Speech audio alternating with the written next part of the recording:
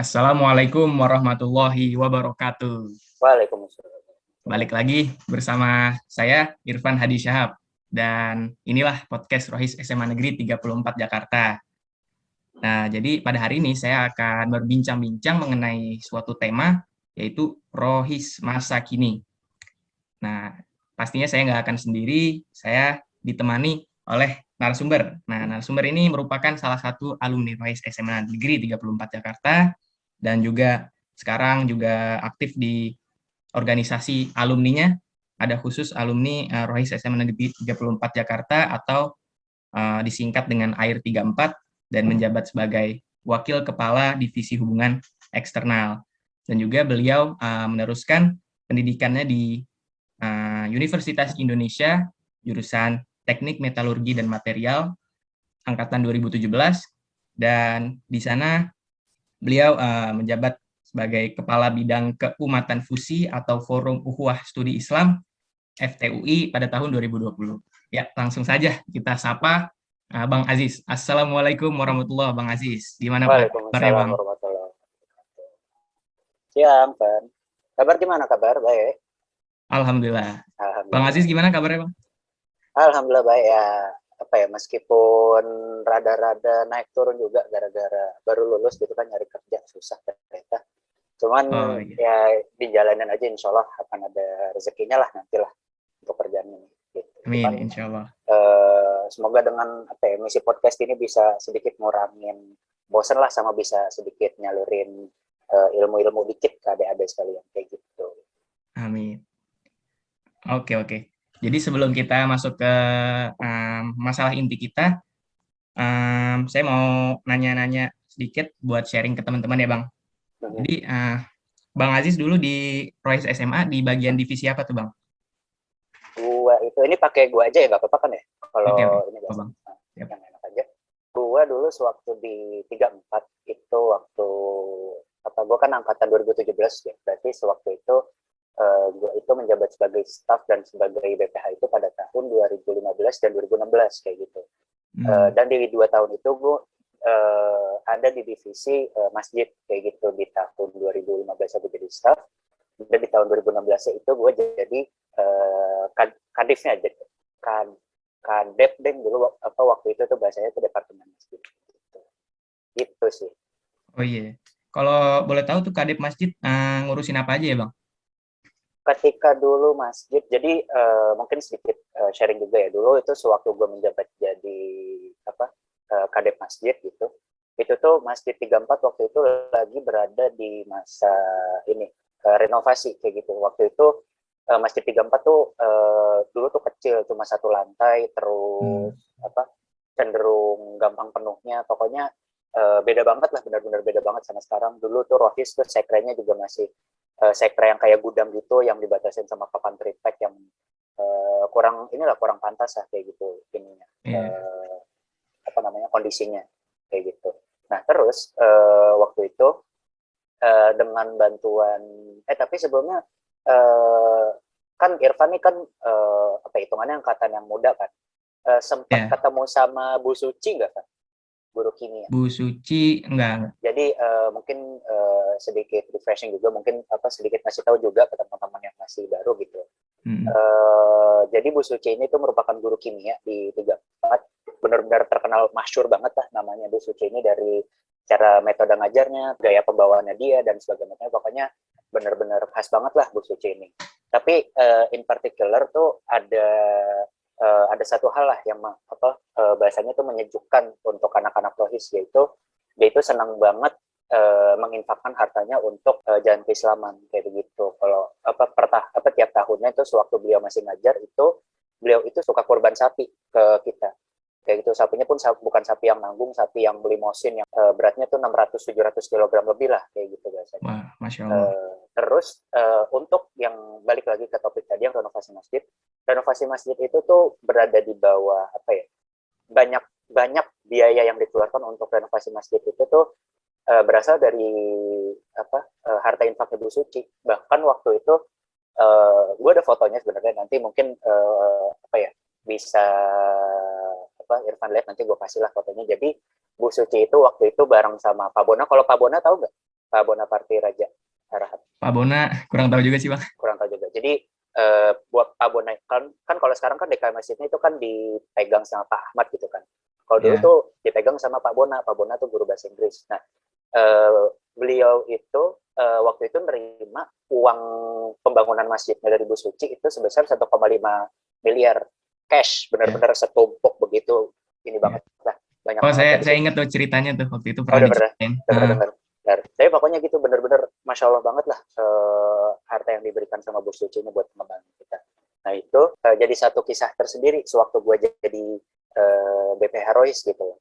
Terus kayak di situ gue benar-benar banyak banget belajar di mana pada waktu itu tuh ngurusin masjid di tempat yang bukan masjid gitu. Jadi aula 34 itu disulap jadi masjid, entah itu buat sholat wajib, entah itu buat sholat Jumat, itu disulap gitu loh. Jadi tempat sholat sementara itu sekitar Oh, selama di Aula 34 ya, Bang? benar di aula 34. Hmm. Jadi bangku-bangku disingkirin semua. Cuma waktu itu lupa deh, waktu itu pokoknya tuh tempat untuk bertemunya apa ya, fungsi aulanya itu tuh dipindahin kemana waktu itu gue lupa, tapi aulanya benar-benar dibersihin, pokoknya jadi tempat sholat aja gitu. Nah itu berlangsung selama kayaknya setahun deh pokoknya. Itu dimulai dari sewaktu gue menjabat jadi staff sampai jadi BPH, terus di bulan-bulan terakhir tuh sempat nikmatin gitu masjidnya yang saking banyak AC-nya itu waktu itu belum di-upgrade listriknya itu, jadi turun mulu. Jadi ketika lagi sholat atau ngejepret gitu turun, kayak kasihan banget. Cuman ya gitulah, kalau misalkan ada 8 AC berapa sih gitu di masjidnya gitu kan. Jadi gitu. Nah, jadi Pokoknya Bang wah Aziz banget. sempat ngerasain masjid yang baru kan? Sempat banget. Kayak Ya, gitu. iya. Enak banget sih buat Enak. ngadem-ngadem habis sekolah tuh kan. Enak Itu banget. jadi tempat buat mentoring juga dulu, bahkan sampai Ya. kepala sekolah 34 waktu itu Pak Taga namanya.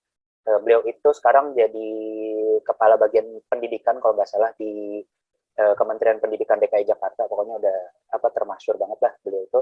Itu beliau bahkan ngebolehin khusus buat yang anak-anak rohis yang mau mentoring untuk datang di weekend, entah itu di hari Sabtu atau hari Minggu, dan boleh pakai masjid gitu buat mentoring kayak gitu. Padahal Wah, dulu tuh mentoring tuh kalau misalkan mau weekend susah nyari jadwal gitu sih.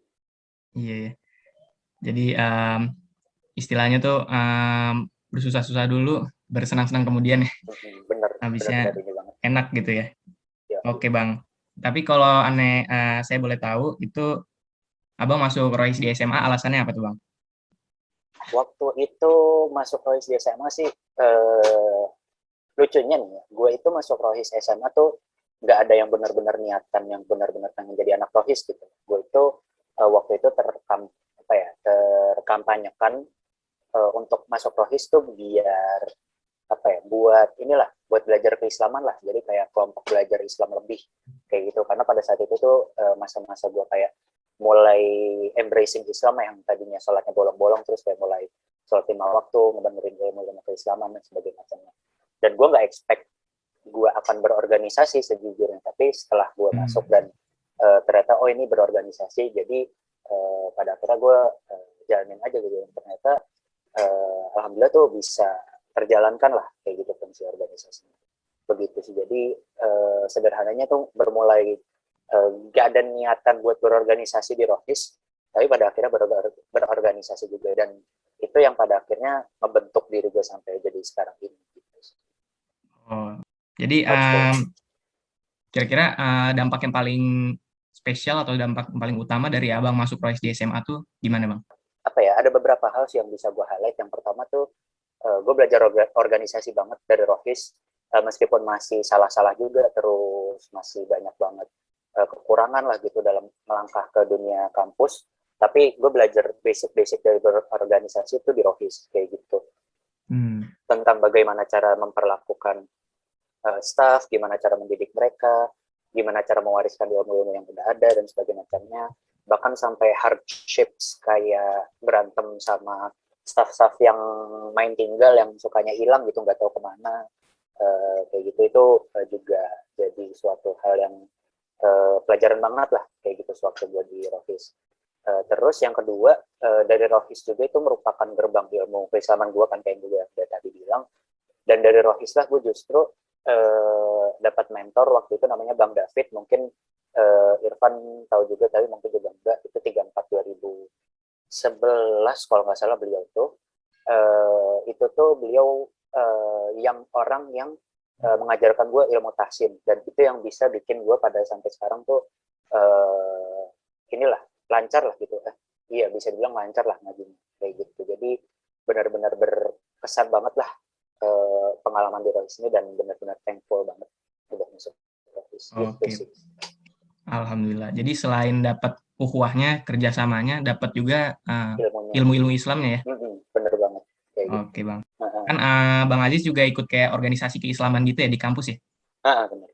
Nah itu bedanya di SMA sama di kampus tuh kayak gimana? Bedanya Secara umum SMA gitu. sama di kampus secara umum. Sebenarnya ini tergantung sih ya, benar-benar tergantung sama kampus di mana kalian berada, kayak gitu, di mana kampus tujuan kalian. Dan bahkan di satu kampus yang sama pun kultur berorganisasi dari setiap fakultas itu beda-beda banget, kayak gitu. Oh gitu.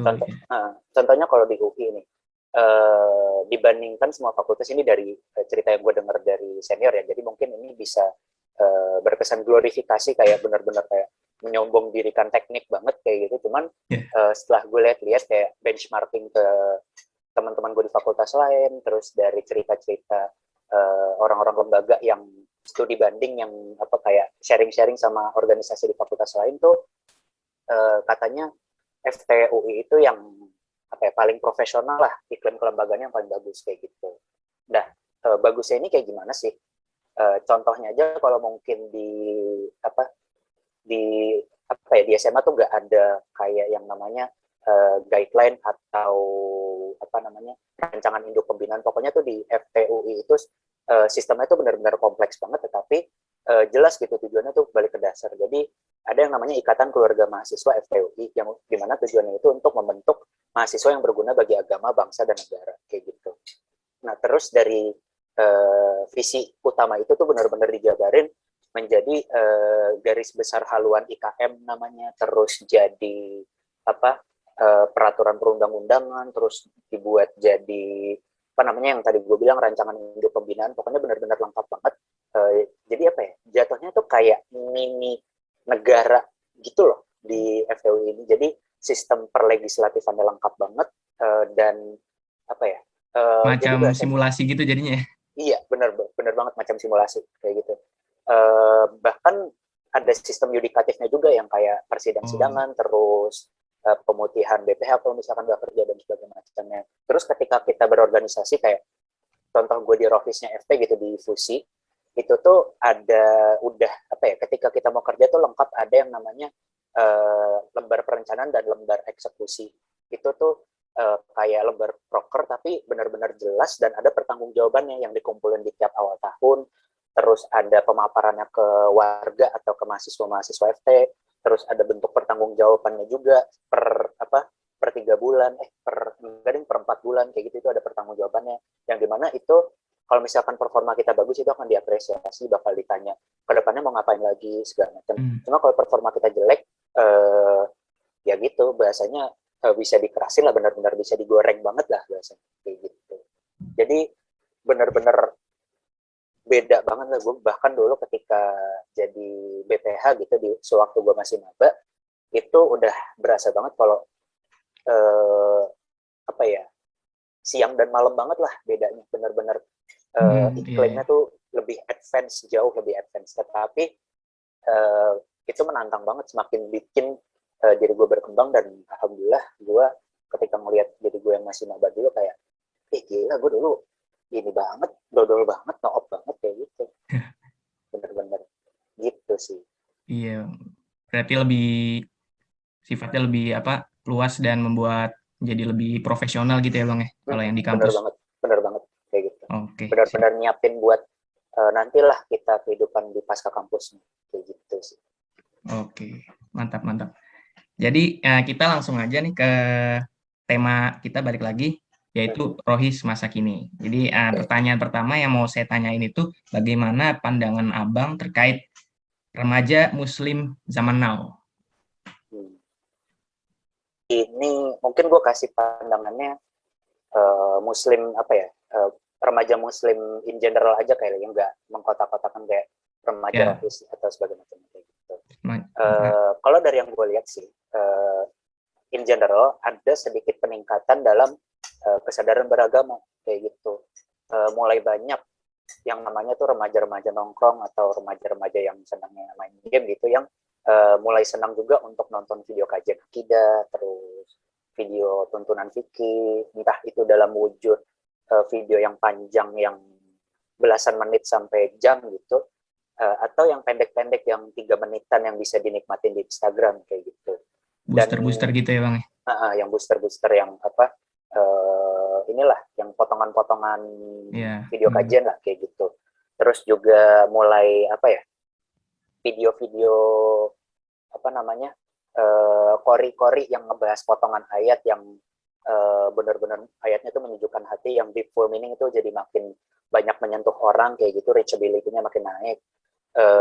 Terus mungkin ini bukan suatu hal yang positif kali ya, cuman gue ngelihatnya remaja-remaja sekarang tuh wabil khusus laki-laki gitu ya, mulai bergeser minatnya dari yang senangnya cewek-cewek akhwat-akhwat yang bahasanya cewek-cewek yang gak berkerudung jadi akhwat-akhwat yang berkerudung, yang berhijab syar'i kayak gitu. Jadi dari situ mulai kelihatan kalau ingin ada keinginan untuk embrace Islam lebih lanjut kayak gitu dalam hidup mereka kayak gitu, ingin merubah sesuatu yang lebih baik lah kayak gitu. Tren-tren hijrah gitu ya Bang ya? Benar banget. Terus contoh-contoh lainnya kayak misalkan di tongkrongan gitu ya, kalau misalkan udah larut malam gitu, itu mulai obrolan-obrolannya mulai aneh-aneh, kayak ngebahas soal akhir zaman lah, terus habis itu ngebahas soal siksa kubur, kayak sebuah topik-topik yang jarang dibahas, cuman nyatanya ketika makin kesini tuh makin banyak yang senang ngebahas begituan kayak begitu, apalagi kalau misalkan ada remaja-remaja yang remaja-remaja kayak remaja-remaja rohis gitu yang nongkrong terus bisa jadi sumber ilmu lah bahasanya kayak gitu. Terus juga mulai pada senang buat ngelakuin hal-hal sunnah kayak sedekah, terus kayak puasa sunnah kayak gitu. Terus alhamdulillahnya juga mulai pada sadar untuk negapin sholat 5 waktu, yang dimana itu yang merupakan paling krusial kayak gitu. Cuman itu positifnya, sedangkan kalau negatifnya itu sayangnya mereka masih cenderung belum mau untuk belajar belajar dengan bimbingan seorang guru atau seorang mentor atau murabbi kayak gitu, yang dimana kehadiran guru ini tuh kan sekrusial gitu loh untuk belajar agama. Kayak kalau misalkan ilmunya nggak benar atau bisa memicu perpecahan, kan itu kan merupakan suatu hal yang perlu dikonsultasikan terlebih dahulu, apakah ini perlu ditelan mentah-mentah atau perlu diolah terlebih dahulu kayak gitu. Nah dan itu tuh bikin bahasanya ya, sayang aja gitu. Mereka tuh ngelihat lingkaran-lingkaran yang liko atau halakoh atau mentoring kayak gitu yang ada di anak-anak rohis itu sebagai suatu hal yang bahasanya tuh kurang menarik atau malah bisa menjauhkan mereka, ngebosenin, terus ngejauhin dari nikmat dunia, terus pokoknya atau bahkan mereka malah merasa enggak lah, gue masih terlalu kotor gitu untuk ikut begituan, nggak banget kayak gitu. Padahal justru dengan ikut begituan tuh mereka malah semakin menyucikan diri gitu, mau sekotor apapun mereka kayak gitu. Terus nggak cuman mentoring doang, bahkan untuk ikut kajian salaf kayak kajian Ustadz Nuzul Zikri atau kajiannya Ustadz Basalamah kayak gitu yang ada di Masjid Nurul Iman di Blok M Square kayak gitu, itu mereka juga masih sungkan kayak gitu. Jadi mereka tuh mau embrace Islam, mau menerima Islam, tetapi mereka tuh masih belum bisa untuk secara kafah gitu loh menerimanya, masih belum bisa secara menyeluruh kayak gitu. Tapi insya Allah semoga aja sih dengan perkembangan zaman jadi bisa semakin menerima bahasanya kayak gitu. Insya Allah. Jadi remaja yang tetap gaul tapi Islami, tetap on the track lah, ya kan? Cuman sayangnya begitu, masih kecenderungannya masih ke duniawian lah, belum ke ukhrawi kayak gitu sayangnya. Oke Bang. Jadi Gitu sih. saya langsung ke pertanyaan kedua nih. Mhm. Kan mungkin masih ada tuh stigma-stigma yang mengatakan bahwa anak rohis itu kuper gitu. Kuper, Mhm. terus alim gitu kan, terus gak gaul. Atau wibu gitu kan bahasanya. Iya, bener Ya banget. itu benar. Nah, iya, jadi sehingga kesan itu tuh yang membuat siswa-siswa tuh malah kayak nggak mau masuk rohis gitu, Mhm. takut terbatas pergaulannya kan. Mhm. Nah, jadi buat pribadi saya sendiri juga mau nanya nih, gimana Bang supaya anak rohis itu bisa tetap eksis dalam pergaulan, namun tetap mengingat tanggung jawabnya sebagai seorang muslim agar tidak terbawa arus, atau istilahnya berbaur tapi tidak ikut bercampur gitu. Oke. Mungkin gue kasih apa ya bahasanya tuh masih pandangan gue juga sebagai seorang anak rohis 34 yang dulu tuh apa ya bahasanya tuh tabu sih enggak, cuman kayak bukan suatu hal yang lumrah aja gitu teman. Jadi ada BPH Rohis yang jadi anak futsal gitu. Dulu tuh anak futsal tuh identik banget sama gasper, identik banget sama apa nongkrong-nongkrong di entah, tapi gue nggak tahu sih sekarang yang sekarang tuh nongkrongnya di mana gitu untuk gasper sekarang. Tapi pokoknya identik sama nongkrong dan sebagainya. Tapi gitu gue kayak suatu hal yang aneh aja gitu. Dan dari semua pengalaman di situ tuh yang gue temuin tuh satu sebenarnya simple, jangan pernah melenceng dari syariat Islam dimanapun kita berada kayak gitu, dimanapun pergaulan kita, dimanapun kita sedang berada lagi sama siapa itu kita mesti berpegang teguh sama prinsip kita kayak gitu, biarin dia dibilang intoleran atau apa, tapi ya ini apa ya, kita masih berpegang teguh sama keyakinan kita. Kalau misalkan kita nggak berpegang teguh berarti kita nggak yakin dong kayak gitu. Iya.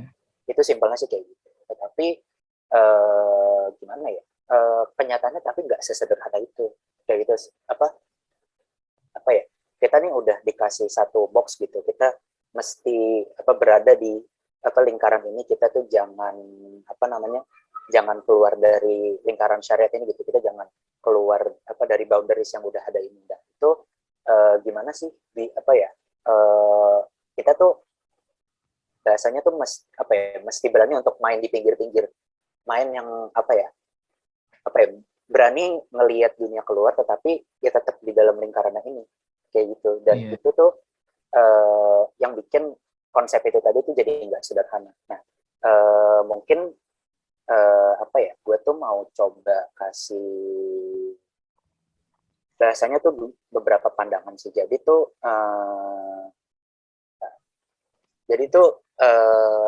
biar apa ya, lingkaran itu tadi kita tuh tetap berada dalam lingkaran itu tadi, kita tuh mesti ada beberapa hal yang kita lakuin, tapi simpel aja, ada dua menurut gue.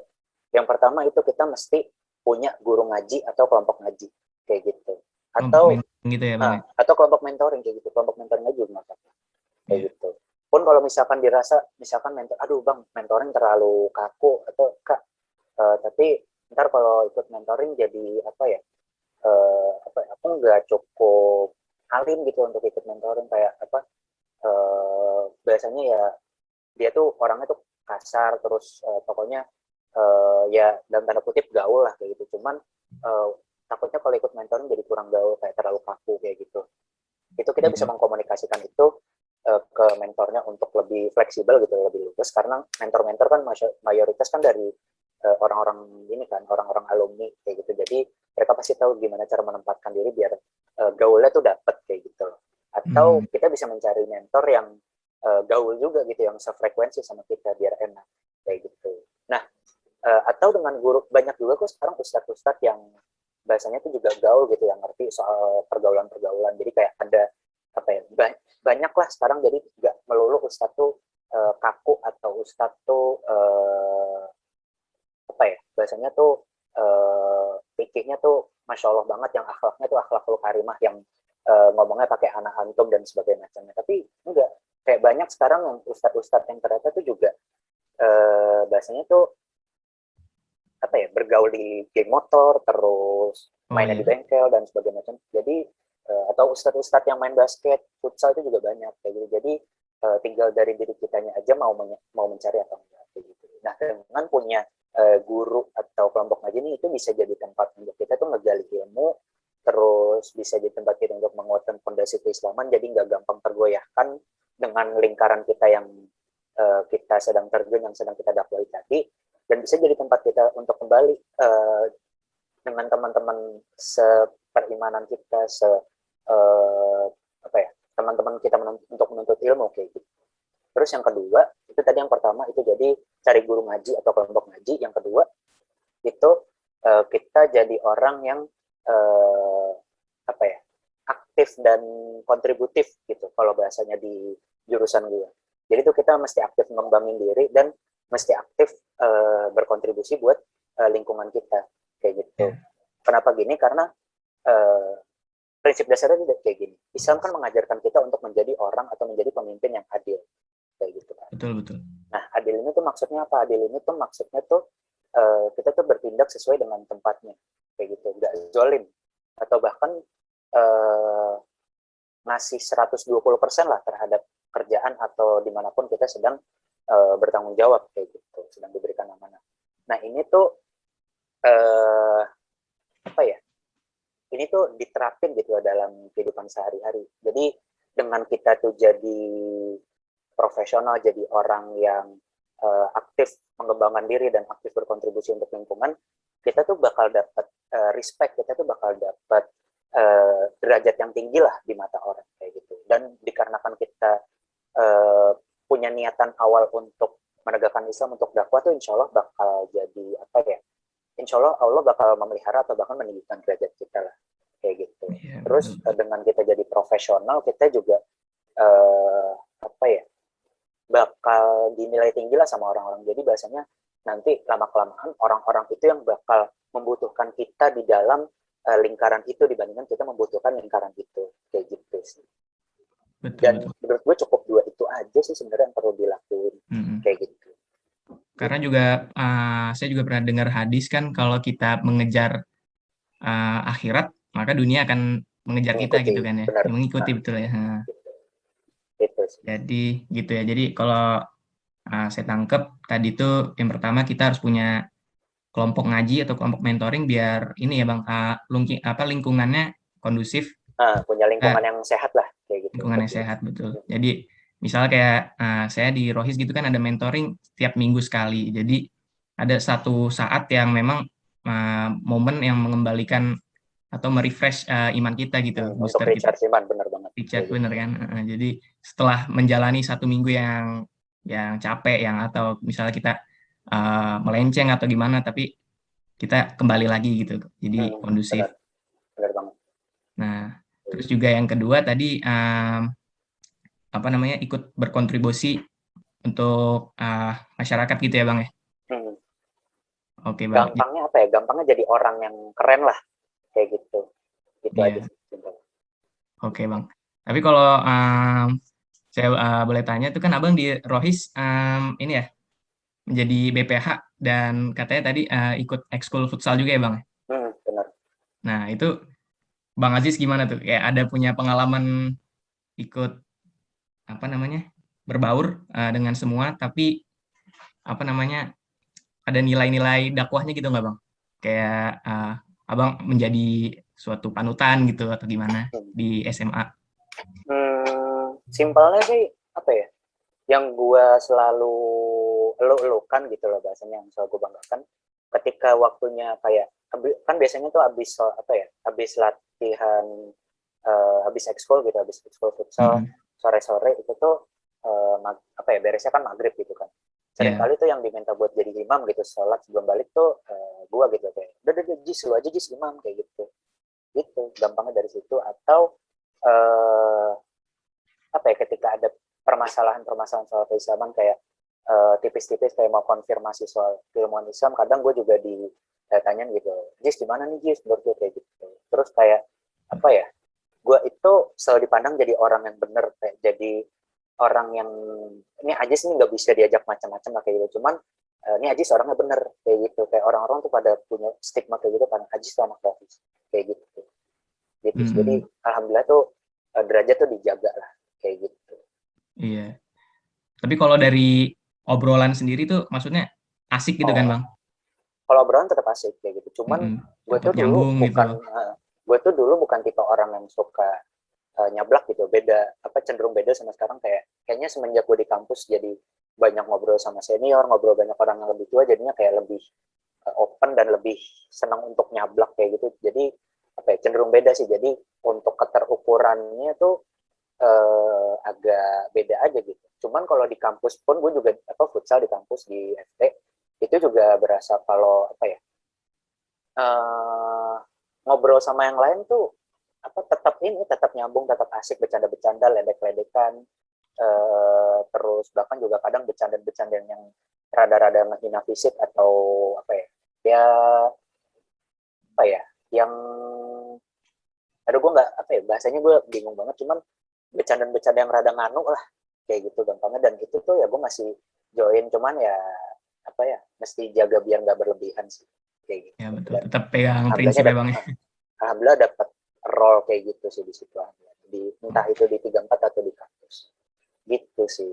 Oke Bang, jadi yang aneh tangkap itu yang penting kita punya prinsip, kita kuatin prinsip gitu, terus juga jadi sehingga mau bergaul dimanapun kita tetap asik tapi juga tetap Islami gitu. Jadi insya Allah bisa memberikan warna kepada orang-orang sekitar. Dan juga dimulai dengan hal-hal yang kecil gitu ya Bang ya. Maksudnya kayak tadi seperti Abang disuruh jadi imam atau tanya soal-soal Islam gitu. Jadi nggak langsung kita main dakwah, tapi dari karakter kita sendiri dulu gitu ya Bang. Jadi yang lainnya. Gitu. Insya Allah kalau mereka orang kita tuh nggak perlu kayak dakwah kayak pakai hijab, sholat tepat waktu, sholat di awal waktu, tapi cukup dengan presence kita di situ dan kita berbau dengan mereka. Insya Allah mereka yang bingung, yang tadinya jauh dari Islam terus ngerasa kayak ada sedikit cahaya hidayah masuk, mereka kayak punya tempat untuk menyalurkan kekhawatiran, kegusarannya, keresahannya ke kita kayak gitu. Gitu sih. Oke Bang, jadi insya Allah manfaatnya juga selain kita berbaur, kita mendapatkan pahala jariah gitu ya. Jadi yang mereka yang ngikutin kita, dia dapat pahala, kita juga dapat pahala gitu. Insya Allah. Benar banget. Kayak gitu. Oke deh Bang, mungkin sekian aja podcast dari kita. Semoga nggak kedengeran kayak khotbah lah ya ini. Iya, ini kita santai-santai aja gitu ya Bang. Oke. Jadi terima kasih jazakallah khairan katsiran kepada Bang Rian Aziz yang sudah meluangkan waktunya untuk podcast pada hari ini. Semoga bisa bermanfaat untuk pribadi saya dan juga buat teman-teman yang sudah nonton. Amin. Terima kasih teman-teman juga yang udah nonton. Jangan lupa untuk like dan subscribe dan juga pantengin terus Instagram dari Rohis, Rohis SMA Negeri 34 Jakarta. Saya mohon maaf sebagai moderator apabila terdapat kesalahan. Sekian dari saya. Wassalamualaikum warahmatullahi wabarakatuh.